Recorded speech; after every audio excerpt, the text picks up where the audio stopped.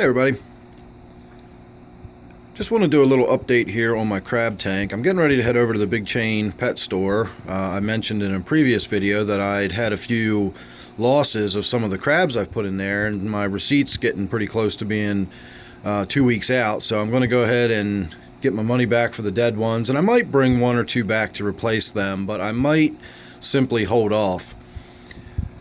One thing I'm finding is these crabs are a lot more destructive than I really expected them to be. If you see right here front and center that little pile of moss that's there on the bottom of the tank, that's just a remnant of one of the pieces that used to be sitting right here on this rock, and you'll notice that rock is completely bare now.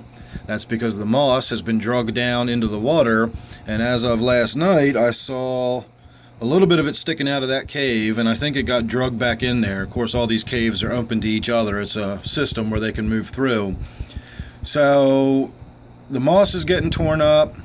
This piece back here, the big clump in the center of your screen now, was flipped over on its side and down in the water yesterday. I had to pick that back up and tuck it in, and of course all of the little plants you see that are there kind of tucked underneath that piece of moss, they were naturally uprooted and thrown down in the water as well.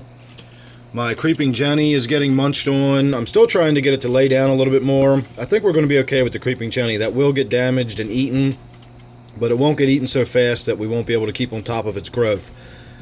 The moss in the back there, you can see, is starting to take on a pretty ugly brownish color. Some of it's even starting to look black around the edges. That's probably due to either too much moisture or the fact that this is brackish water. That might be killing the moss. I wasn't really sure whether that was going to make it or not. Next to the moss you can see some mud where the crabs are sort of digging in and getting underneath the moss and digging through it.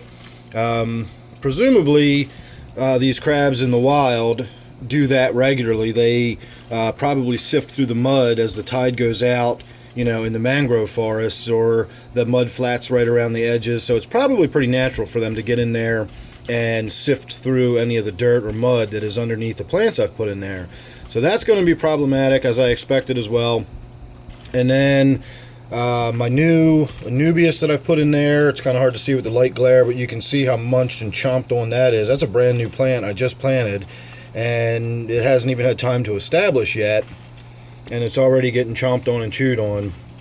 The other thing I noticed this morning is you will hear the filter is sort of struggling for water, and it's sucking in air bubbles. You can kind of see the foam on the water there. That's because it's spitting out air bubbles.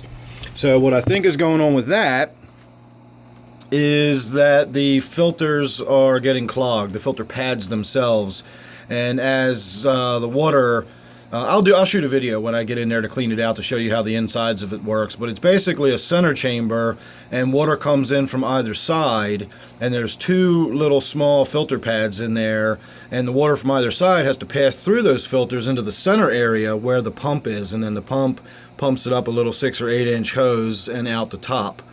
It's just a little fountain pump, nothing really amazing or anything going on in there. But what happens is, as the pump is pumping the water out of that center chamber, the water has to flow through those filter pads to refill that center chamber.